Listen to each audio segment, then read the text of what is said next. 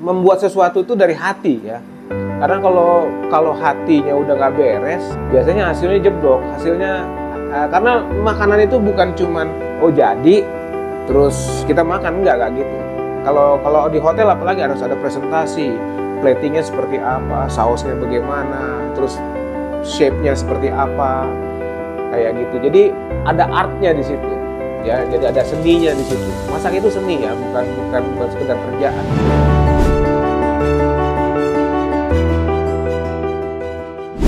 Assalamualaikum warahmatullahi wabarakatuh. Nama saya Erwin Eka Yuliandi. Profesi adalah sebagai pastry development, tapi banyak yang panggil saya Chef Erwin Eka. Lebih kurang punya pengalaman 30-an tahun. Saya start kerja itu mulai tahun 93-an. Waktu itu di sebuah hotel di daerah Banten. Lalu saya pindah-pindah lagi ke retail. Retail itu seperti kayak hypermarket atau individual outlet ya, kayak begitu.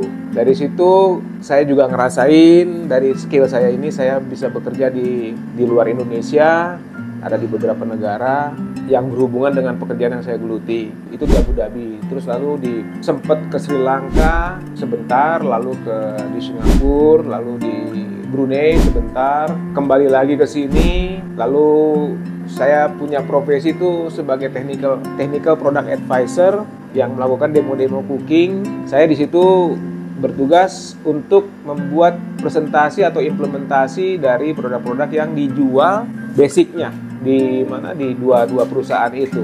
Jadi harus kreatif dengan sesuatu yang baru, dengan sesuatu yang bahkan kita create something yang belum ada gitu. Kita perkenalkan kalau misalnya dari produk-produk tersebut itu bisa diaplikasikan kemana aja.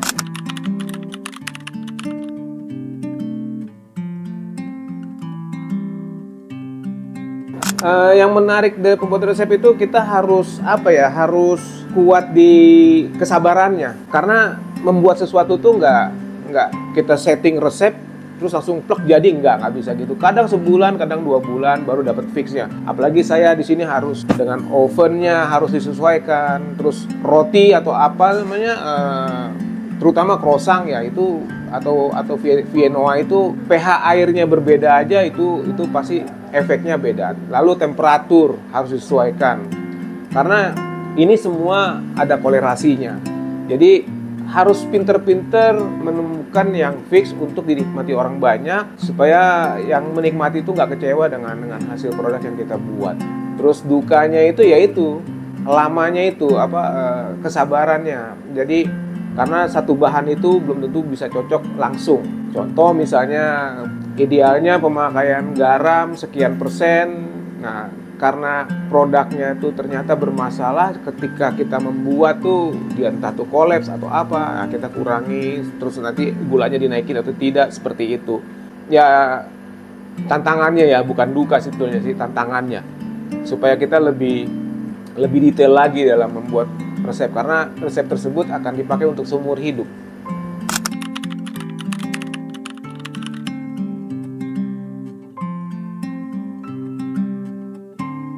Saya nggak pernah punya masterpiece ya, saya nggak pernah punya masterpiece dan saya nggak begitu hafal dengan resep-resep yang saya buat.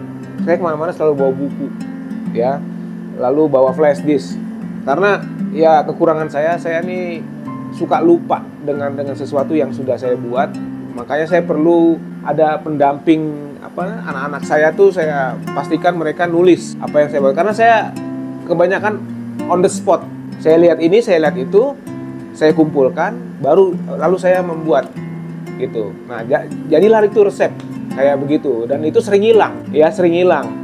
Saya ada sih beberapa buku-buku ya yang sudah saya contohnya itu ada buku-buku saya itu buku tua, itu buku Harry Potter itu udah butut. Ada yang lebih butut lagi dari itu. Nah, itu saya kumpulan ya.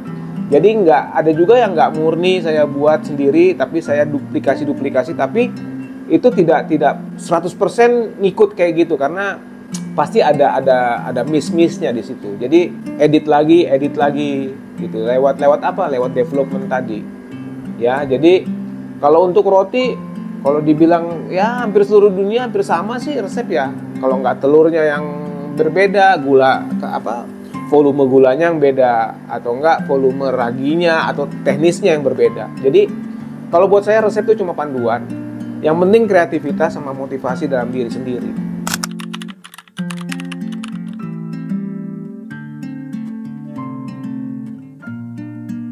Kepuasan saya begitu makanan itu masuk ke mulut customer atau yang mengikuti kursus saya, dan mereka bilang oke nih, karena saya tidak pernah bicara atau merasa bangga dengan hasil produk, dan saya jarang makan hasil produk saya sendiri. Yang saya suruh cobain orang-orang yang ada di sekitar saya.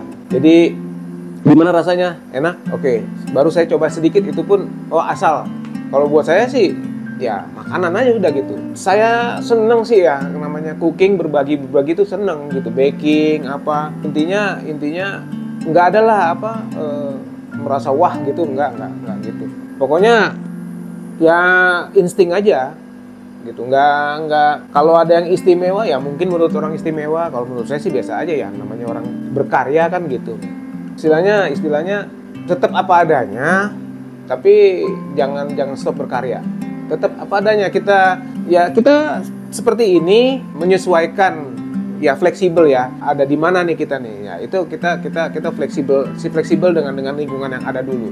Lalu seandainya nanti ada keinginan untuk upgrade ya upgrade biasanya di ingredientnya yang sebegini, yang begini kayak gitu.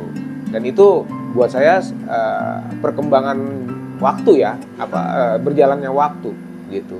Karena membuat sesuatu itu dari hati ya. Karena kalau hatinya udah nggak beres, biasanya hasilnya jeblok.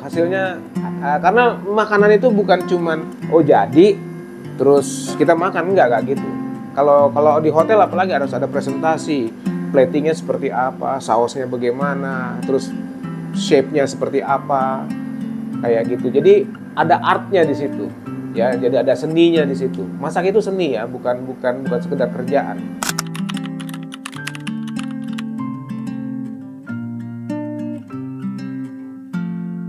Gini ya, ada rupa ada harga, ada rasa ada harga kan gitu. Jadi kalau misalnya punya uang 2.000 pun masih bisa bikin masih bisa makan roti. Cuman kan rotinya ya seperti itu. Beda dengan kita makan roti yang agak sedikit mahal. Karena ini bicaranya kualitas rasa ya. Nah, kualitas rasa itu biasanya disupport oleh bahan-bahan baku yang lumayan juga mahalnya. Contoh nih, di sini saya pakainya French butter ya, bukannya fat margarin atau apa untuk saya bikin croissant ini. Saya pakainya French butter, jadi ya lumayan mahal. Jadi kalau misalnya ada orang mau pengen makanan enak tapi yang murah, ya saran saya mendingan bikin sendiri. Ya, belanja ke pasar, lihat-lihat di situ, belanja kemana, supermarket atau toko bahan kue. Ya, karena tepung saja itu berbeda-beda kan. Tepung yang buat gorengan, mereknya juga pasti harganya beda gitu. Jadi ada harga, ada kualitas. Mau yang biasa-biasa aja ya cari kualitasnya yang biasa-biasa juga gitu. Jadi jangan, ya kalau ibarat orang lah, bergayalah sesuai isi dompetmu, seperti itu. Contoh nih, punya duit 100.000 ya, tapi pengen makannya steak ya, steaknya steak yang strip loinnya gitu, atau rib eye-nya gitu, yang nggak dapet lah, belum minumnya segala macem gitu ya. 100.000 lu bisa nikmatin apa ya, itu dengan kondisi dompet lu, sesuaikan. Jangan besar pasak daripada tiang gitu. Ada yang murah, ada yang mahal, disesuaikan dengan tempat atau aset yang ada dan ingredient yang ada. Karena masing-masing alat ini ada fungsinya ya. Yang ini dositer ini bukan cuma untuk bikin viennois, tapi banyak produk yang bisa dihasilkan dari ini. Lalu oven bisa manggang apa aja di situ. Ada oven deck. Itu bisa roti, bisa scones, bisa bolu-bolu di situ. Ya. Lalu ada convection oven, ini untuk Europe bread ya, untuk viennois. Perbedaannya di sini dia ada itu oven deck, itu kan dia memberikan lagi kelembapan di produk, makanya cocok untuk roti manis, scones atau bolu-bolu ya. Kalau yang ini dia absorb liquid, jadi cocok untuk produk-produk Europe yang sourdough gitu, karena yang dicari crispy luarnya.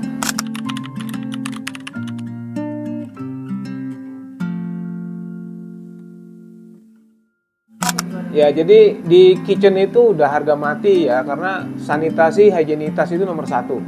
Dari awal masuk barang itu sudah di screen, ya sudah disaring. Contoh kayak telur saya nih bersih-bersih. Terus saya pakai rak seperti ini nih. Ya, supaya apa? Kalau pakai peti kan bisa ada sekam tuh. Itu suka kecoa dan mungkin bakteri-bakteri lain ngikut ke dapur. Makanya di screen di situ yang ada di dapur sini cuma yang bisa masuk itu barang-barang yang sudah clean. Terus di kulkas atau di chiller atau di pendingin tidak ada lagi. Itu nanti akan dipindah tuh. Yang kaleng-kaleng itu isinya dikeluarkan, ditaruh di kontainer, lalu dikasih label di situ. Ya, ini menyangkut first in first out atau FIFO. Nanti anak-anak sama saya ini baru, jadi saya akan memberikan mereka didikan seperti itu. Karena kedepannya saya yakin mereka akan seperti saya, gitu. Oke, dari saya itu saja sedikit gambaran mengenai ekspertis saya. Terus kenapa saya ada di Golden Frank saat ini. Salam sehat, salam kuliner. Jangan lupa salam ngunyah. Nantikan produk-produk kami nanti update ya. Jangan lupa main ke Pakuan, Yasmin. Nanti kita akan bikin sesuatu yang mudah-mudahan bisa menggugah selera Anda. Terima kasih banyak. Assalamualaikum warahmatullahi wabarakatuh.